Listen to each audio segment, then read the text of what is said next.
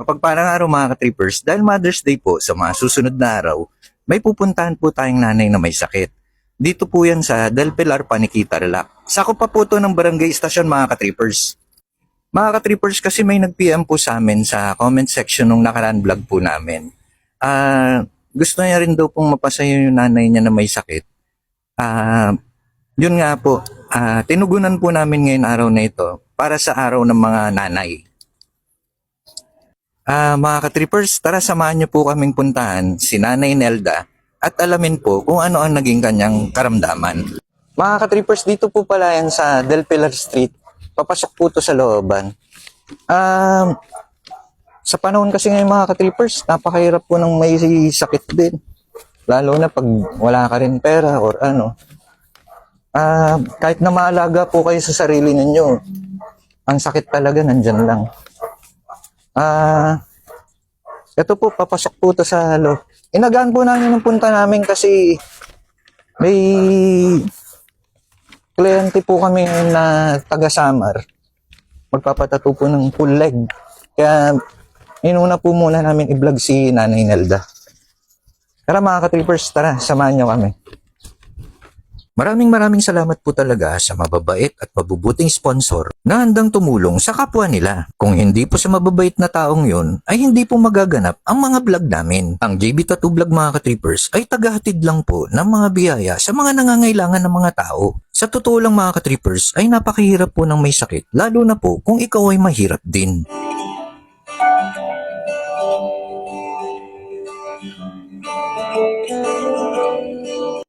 Magandang umaga mga kababayan namin Panikanyans. Nandito na po kami sa bahay nila Nanay Nelda at ni Ma'am Che. Siya po yung may sakit natin beneficiary ngayon mga ka-trippers. Kaya alamin natin kung paano at ano ang naging sakit ni Nanay Nelda. Mga ka-trippers, ito po pala si Ma'am Che, anak po ni Nanay Nelda. Breadwinner po siya sa kanilang pamilya.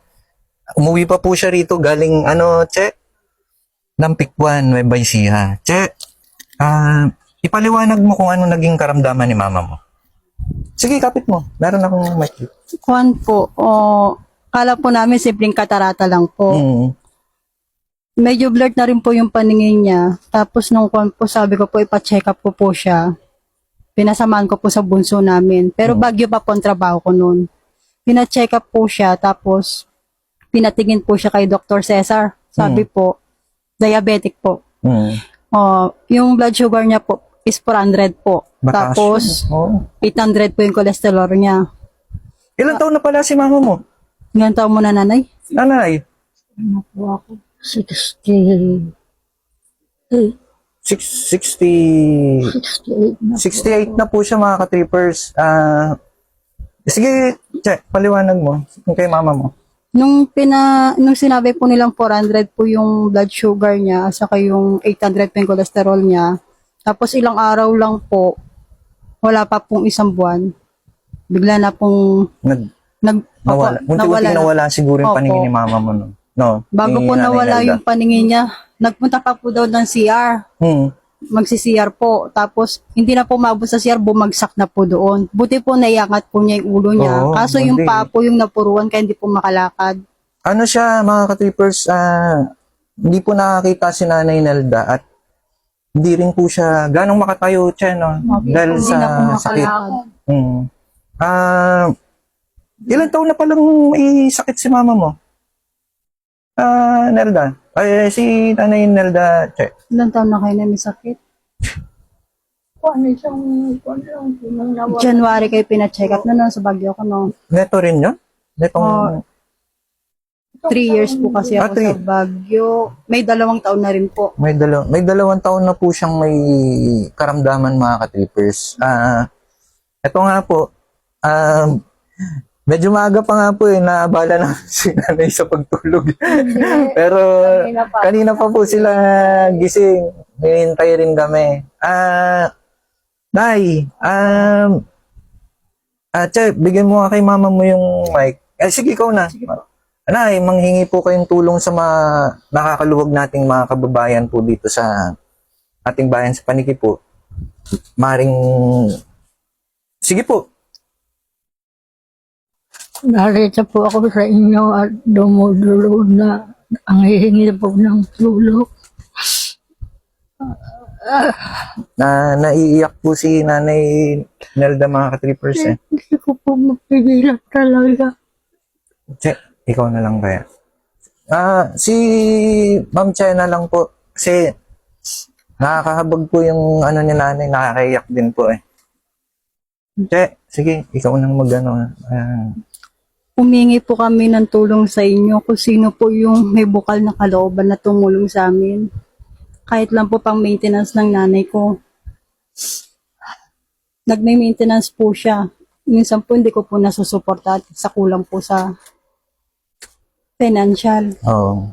Sumasahod lang po ako ng 700 sa isang linggo. Ako po lahat ang gumagastos dito sa bahay. Hindi ko po minsan nabibila ng vitamins yung nanay ko. Mahirap po para sa akin na hindi ko po masustentuhan yung maintenance ng nanay ko. Minsan hindi ko po nabibila ng prutas. Pagkakasyahin ko po yung sahod ko dito sa amin. Lahat na po ng trabaho pinapasok ko po para po sa nanay ko. Kung tutusin po, nahiya po akong lumapit. Kaso, kinakapalan ko na lang pong mukha ko para po sa nanay ko. Sa hirap po kasi ng buhay ngayon, nahihirapan na rin po ako. Pero tuloy pa rin po para po sa nanay ko. Saka sa mga pamilya ko po. Che, ano kita, sana mga ka-trippers, kasi magma-Mother's Day po na itong mga darating araw. Sana matulungan po natin si Nanay Nelda at saka si Ma'am Che. Kasi si Ma'am Che po talagang breadwinner sa kanilang pamilya. Ilan ba kayo magkakapatid, Che? 4 po na babae, panganay po ako. 4 na babae sila. Siyempre, sa kahirapan din po ng buhay, may kanya-kanyang pamilya din yung mga kapatid niya.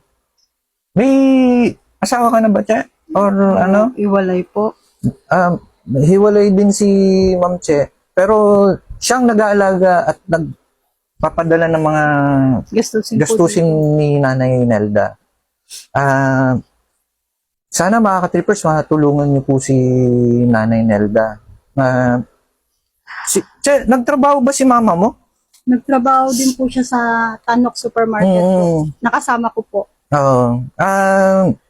Si Ma'am Che po pala, siya yung nag-comment, no, Che? Nag-comment po siya sa isang vlog po namin nung nakaraan nung Holy Week po, Holy Week special ng JB Tattoo sa Pulibangbang, no? Yun, basta napanood mo yun, Che, no? Napanood ko po. Nagbaka sakali po siya nag-PM sa akin. Yun nga po, hindi ko na siya na-replyan. Pero alam na po namin yung mahakbang namin na gagawin. At naghanap din po kami ng mabubuting sponsor po na gustong tumulong kanila Nanay Nelda at sa pamilya ni Ma'am Che. Nay, okay ka lang? Okay. Huwag kang at eto para sa inyo to. Kasi nakahanap kaming mababait na sponsor na pagpapanikirin, mga nasa abroad. Tsaka yung isang sponsor natin, Ma'am Che, Nanay Nelda, kaibigan nyo daw. Mamaya malalaman nyo kung sino nagbigay nun. Mga ka-trippers, mga ka-trippers, ito na po yung pinakamasayang part po ng GB Tattoo Vlog. Ang pagbibigay po ng biyaya kanila Nanay Nelda at sa pamilya po ni Che. Mga ka-trippers, iabot ko po yung bigay ng mabait po natin at masipag na kagawad po dito sa istasyon na si kaibigan din po ni Nanay Nelda, si Ma'am Kagawad Kong Soriano. Nay, ito po yung bigay niya na 1, 2, 3, 4, 5. 5K po, bigay po ni Nanay, ni Ma'am Kagawad Kong Soriano. Sige po, kapit niyo po. Tapos, meron po tayong, kaklasiko po to, mabait na kaklasiko na nasa Canada, si Ma'am Rachel Pagaragan Lanusa po. Bigay niya po 1K. Nay, kapit na po. Tapos, yung mabait ko pong ninang na nasa Canada rin na si Ninang Merly Miller, Ninang Pe, pagaling din po kayo. May sakit din po kasi yun eh. Nagbigay rin po siya ng 1K. Nanay Nelda, kapit niyo po. Dito po, sige po. Yan. Tapos, yung owner po ng kapihan po dyan sa highway. Maganda po magpunta doon. Iniimbitahan ko kayo mga ka-trippers kay Sir Carlo Calma. May-ari po ng Calmante Cafe sa highway po yon. Bigay niya po na 1K din po. Tapos, ito po yung grocery naman, bigay ng kaibigan na, mabait namin kaibigan na nasa abroad din po, nasa US, si Ma'am Zoe Duco. Ma'am Boyan, salamat po sa bigay ng grocery na yan. Tapos, eto, sa amin to, kay nanay mo. Tapos yung bigas. Eto, pang almusal. Tapos, palabok. Sa GB Tattoo naman yan, sa amin yan. Na, ikaw nang... Ay, hindi. Magpasalamat kayo, Nay. Sa mga nagbigay po sa atin ng... Salamat po sa mga nagbigay ng mga tulong sa amin. Hindi ko po ito makakalimutan. Nay, huwag kayong mamaya. Wala akong natatakot sa inyo eh. Sige po. Salamat po sa lahat ng binigay niyo sa amin.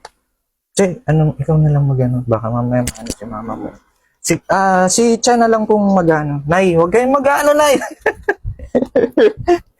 Kasi ako mga ka-trippers, mamaya si nanay mabuwal po eh. Sige, ikaw na Salamat po sa mga nagbigay ng tulong para sa nanay ko po. Salamat po kay... Hindi, basta pasalamatan mo na lang. Pasalamatan Tapos na lang ikaw na yung manghingi ka ng tulong. Salamat po sa mga tumulong sa nanay ko, sa mga nagbigay po ng tulong. Maraming salamat po. Malaking tulong po to para sa nanay ko. Mga ka-trippers, iko-correct ko lang po pala. Si Ma'am Kagawad Kong Soriano po ay kagawad po ng Bayan ng Paniki. Mga ka-trippers, pangalawang pananawagan po ni Ma'am Che. Ma'am Che, sige, ikaw nang sa mga... Nananawagan po ako kay Mayor Catroas. Sana po matulungan po nyo kami. Kahit lang po sa maintenance ng nanay ko. Kay Vice Mayor Jake, humingi po ako ng tulong. Sana po mapakinggan nyo po itong hiling ko. Gusto ko rin po sanang ipa-check up si nanay ko, kaso po hindi ko po maisingit-singit sa sahod ko po kasi masyado po akong dikit sa mga gastusin po dito sa bahay. Nahihirapan po ako minsan nagkakautang-utang pa po ako. Minsan hindi ko po alam kung paano ko po pagkakasyain. Pero gumagawa pa rin po ako ng paraan para mairaos lang po. Kasi Pero ang gusto ko po talaga, ipa-check up ko po si nanay ko. Kasi minsan po nag-bedsore po siya.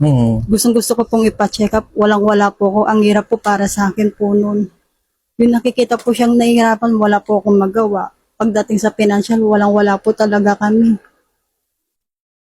Kaya sa mga kababayan natin taga-Paniki, sa mga nakakaluwag dyan, lalo na po yung mga nakakapanood sa abroad na medyo maganda naman po ang kalagayan sa buhay. Kahit na po, walang amount na hinihingi, no? Wala po. Yung bukal sa puso nyo na matulungan pati tuloy, iiyak ako, Nanay Nelda, lalo na Mother's Day, sana matulungan natin siya, mga ka-trippers, no? Sige, last na yung para kay mama mo. Doon na lang yung manawagan ka ulit. Naiiyak na naman. Mga ka-trippers, na medyo naiiyak po kasi silang mag-ina eh. Ako na pong magpapasalamat sa panonood po ninyo sa amin na sana mga kababayan natin taga-Paniki na follow nyo pa rin po ako at i-view nyo po to.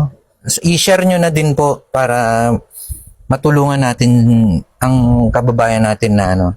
Ako po pala si JB Tattoo, mga ka-trippers, ang boses po ng mahihirap na masa dito sa bayan natin sa Paniki. Salamat po sa panonood. God bless po at maging mabuti po tayo sa ating mga kapwa-tao.